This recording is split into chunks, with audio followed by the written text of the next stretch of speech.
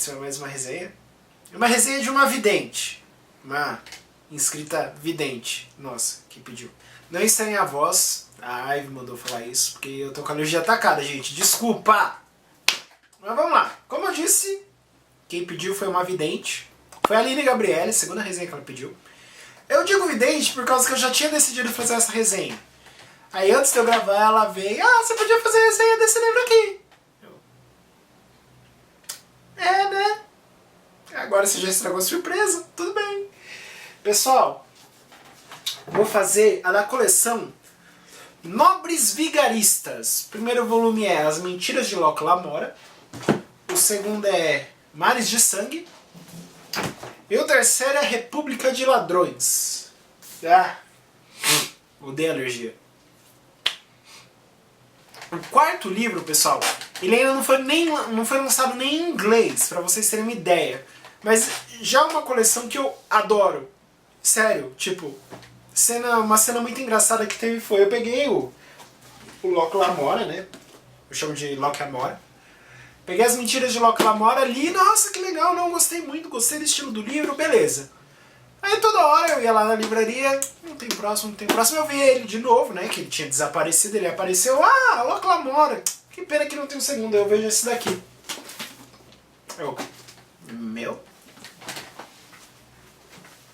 E fui lá pagar.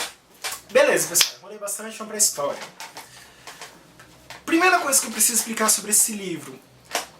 Para aqueles que já leram a coleção a trilogia dos espinhos, vão se sentir já familiarizados com esse tipo de narrativa, que é aquela que tem uma história acontecendo no tempo presente, e o livro lhe dá algumas pausas, aqueles interlúdios, para trazer de volta do passado, trazer de volta é ótimo, né? Trazer do passado algum outro trecho narrativo que vai ou apresentar um personagem novo, ou ele vai explicar uma história de um novo personagem. Então vamos para as nossas personagens principais. Número 1, Pulga! O ladrãozinho mais novo dos Nobres Vigaristas. Número 2 e 3, Caldo Sansa e Galo Sansa, os irmãos gêmeos dos Nobres Vigaristas. Número 4, Jean Tannen! Lutador, inteligente, nerd e basicamente faz tudo dos vigaristas. Número 5, o líder, o inteligente, o que não aguenta nem tretar com uma criança, Locke Lamora! Pessoal, os Nobres Vigaristas, eles são um grupo de ladrões que eles roubam dos ricos. Eles roubam dos ricos para ficar mais ricos ainda, porque eles não dão nada para os pobres. É engraçado essa cena, porque eles não roubam porque eles precisam, eles roubam porque eles gostam. Eles têm muita grana no esconderijo deles. E eles não pagam nem o chamado imposto de renda dos ladrões. Mas eles roubam porque eles gostam. A história presente se passa com os vigaristas indo assaltar um casal. E esse assalto dele, só nas primeiras páginas vocês descobrem o quanto é o esquema, a inteligência dos assaltos. Por causa que eles fazem o casal dar o dinheiro pra eles. O casal sabe que está sendo assaltado, porque eles falam pro casal que eles estão sendo assaltados, mas mesmo assim o casal continua dando dinheiro. É absurdo, eu não vou contar, porque logicamente eu quero que vocês leiam e descubram. Mas isso é muito legal. E toda essa mitologia ao redor de Locke acaba criando o alter ego dele, que é o Espinho de Camor. O engraçado é que nem no submundo, porque Locke é conhecido no submundo como ladrão, só que as pessoas do submundo dos ladrões não sabem que Locke e o Espinho são a mesma pessoa. O chefão de todos os ladrões, incluindo Locke, se chama Capa Barsavi, que eu diria que é... Eu não tenho outra explicação, é meio como se fosse um poderoso chefão, um padrinho, sabe? Todo mundo tem que ir ele pedir bênção e vamos botar as coisas pra funcionar. E o cara é mão fechada. Se não gostou, meu filho, Vocês lembram daqueles videozinhos que aparecem na resenha do Poderoso Chefão? Então, é mais ou menos esse esquema. Se ele faz uma coisa que você... Se você faz uma coisa que ele não gosta... Vamos voltar pra história. Logo ele tá assaltando uma família, só que aparece alguém chamado Rei Cinza que fala, olha, o esquema é o seguinte, Loki, eu quero que você faça uma coisa pra mim, tá bom? Só que não é aquela opção de, ó, você pode fazer ou não pode fazer. Se o Loki não fizer, o Loki morre. Só que se o Loki fizer, ele pode se ferrar com o Barsave. E fica naquele jogo de se correr o bicho pega, se ficar o bicho come. E é aí que Loki começa a mostrar toda a inteligência dele. Em contrapartida, a gente tem a história de Loki criança. Porque desde criança, uns 5 aninhos, ele foi encontrado, existia um lugar onde eles estavam. Toda a história se passa em Camor, tá? É meio que uma cidade portuária. Em uma dessas ilhotas, aconteceu meio que uma peste. Pegava, morria. Pegava, a pessoa morria. Até que eles fecharam a ilhota e ninguém saía. Deu tempo de quarentena de, tá, todo mundo que tá lá morreu. Só teve uma criança que ficou viva. Essa história é uma explosão. O importante é que uma criança ficou viva. E a criança era Loki. Loki apareceu com 5 anos, mais ou menos. Ele não lembrava o nome dele, sabia que ele se chamava Loki. Ele não lembrava dos pais, ele não lembrava da família, ele não lembrava de ninguém. Resultado, ele foi pro cemitério, que é um grupo de ladrões que fica por lá. E já como criança, ele se mostra ninja na ladroagem, que ele, passando pelo caminho, ele já puf. O chefe, o dono dele, né, porque querendo ou não, o Loki era de certa forma escravo, olhou assim, você roubou, né? O Loki com aquele olhinho de gatinho do Shrek. O que você roubou? E Loki tinha pego muita coisa. Então, o cara começou a treinar Loki. Acontece uma pequena coisinha que Loki mata pessoas. Não por querer. Ele queria se vingar.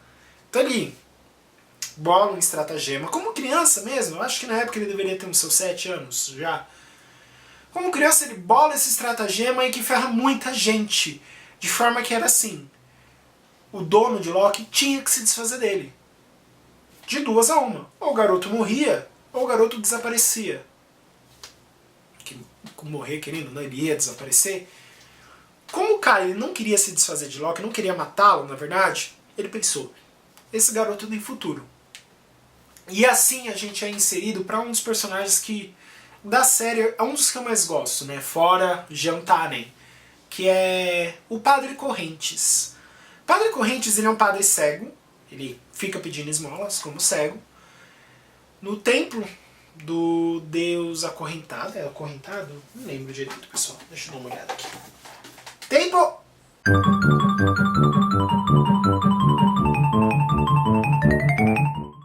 Voltei. Templo de Pelerandro. É um nome complicadinho de falar. E Loki acaba ficando com correntes de criancinha. E ele acaba tendo que pagar uma dívida por cada pessoa que ele matou. Mesmo sem querer, Loki acabou matando. E correntes o obriga a matar. A pagar essa dívida. Alguém tá com sede aí? Tá muito quente aqui dentro, vocês não fazem ideia.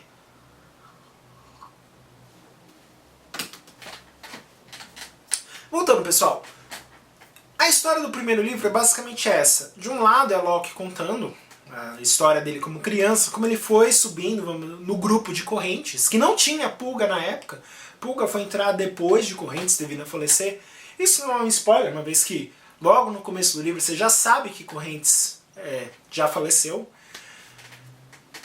Ao mesmo tempo que tem essa história e o pessoal eles vão tentando sobreviver aos vários estratagemas, porque eles estão com roubo em curso, tá?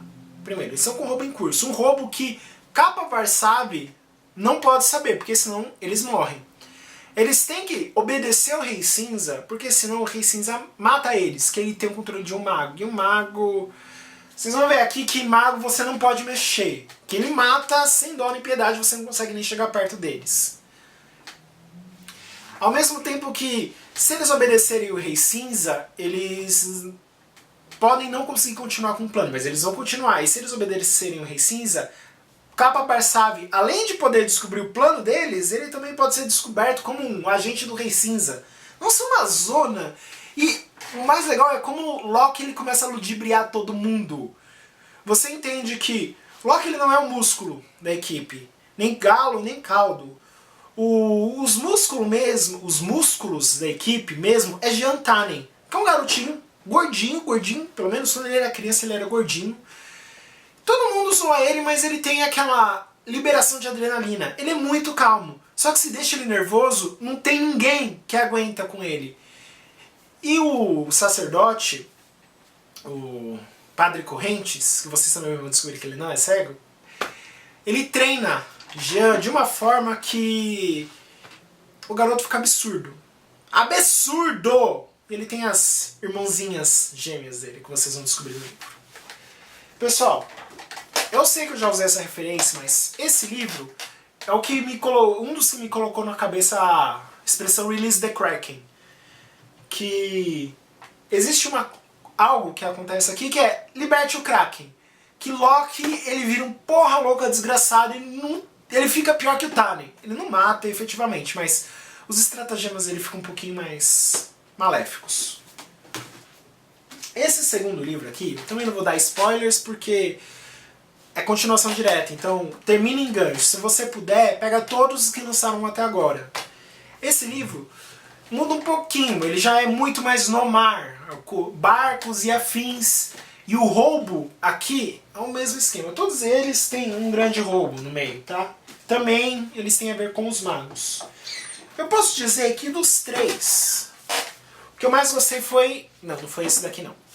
Foi esse. Apesar que cada um deles tem algo que chama atenção. Especialmente o terceiro, que tem uma das personagens que... Você é introduzida a personagem no primeiro livro, pelo menos falam dela. No segundo livro falam muito dela. E neste livro aqui é quando ela aparece efetivamente. Você, ao mesmo tempo que você se apaixona por ela, você morre de ódio por ela. Pessoal, como eu sempre faço, a parte que eu mais gosto do livro, eu não tenho uma. Eu não tenho uma. Nossa, sério. Eu não consigo falar. Eu posso falar que é o trechinho que o Loki ele aparece como criança, que ele mostra que ele rouba pra caramba. Só que não é. Eu posso dizer que é o treinamento de Tannen. Não é a parte que eu quero, porque minha parte preferida mesmo tá nesse. Tá nesse livro aqui. Se eu contar, vai ser um spoiler muito forte, tá?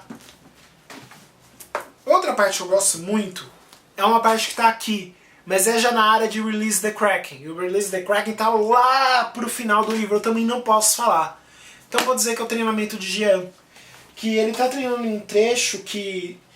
um lugar que é muito assassino.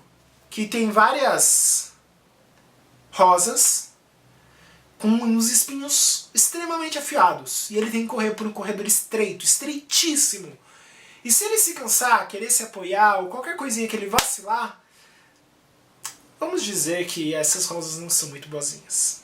Pessoal, essa foi a resenha. Aline, essa foi a resenha que você pediu de vidente, tá? Eu não esperava que você fosse pedir exatamente na semana, então, querendo ou não, essa resenha foi pra você.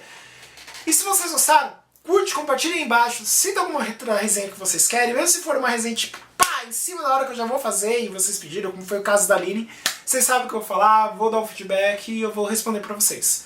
Pessoal, até a próxima!